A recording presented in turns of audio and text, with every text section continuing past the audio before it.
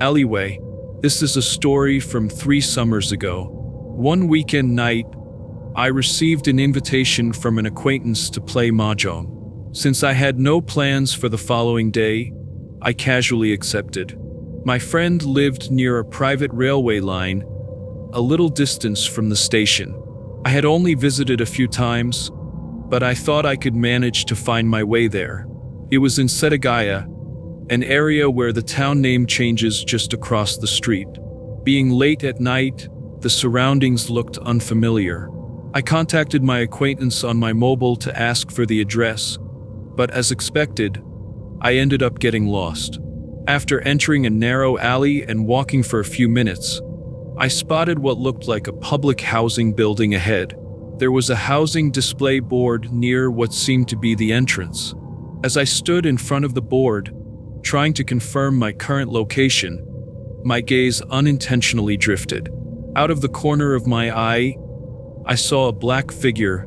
It was peering down from a staircase landing. The figure was about 100 meters away from where I stood. It appeared to be a man. I couldn't take my eyes off it for a moment, and suddenly, a chill ran down my spine. I felt like I shouldn't be there. The instant that thought crossed my mind, it turned to face me. As I bolted, I heard footsteps echoing behind me. The soft patter of footsteps made me instinctively turn around, and I saw that it was coming down the stairs at a considerable speed. On being chased, I felt it instinctively. Trying to lose whoever it was, I darted back and forth through the narrow alley, but the footsteps only got closer, and they maintained an unwavering pace. The sensation of fleeing morphed into a crushing fear, as if I were about to be overwhelmed.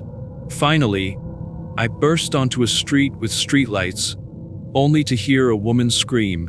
She must have been startled by my unusual demeanor. Strangely enough, I felt a sense of relief. Felt like I had shaken off some malicious intent. I sat down on a bench at a bus stop near a convenience store and rested until my heartbeat calmed. Once I composed myself, I called my acquaintance.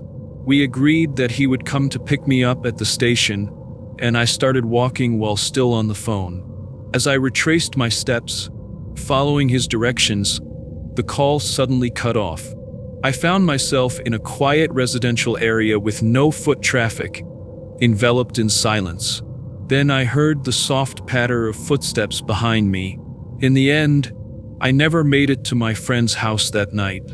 Fortunately, I managed to hail a taxi right away and decided to head home without hesitation.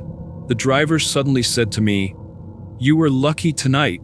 It didn't seem to have a deep meaning, but those words resonated with me.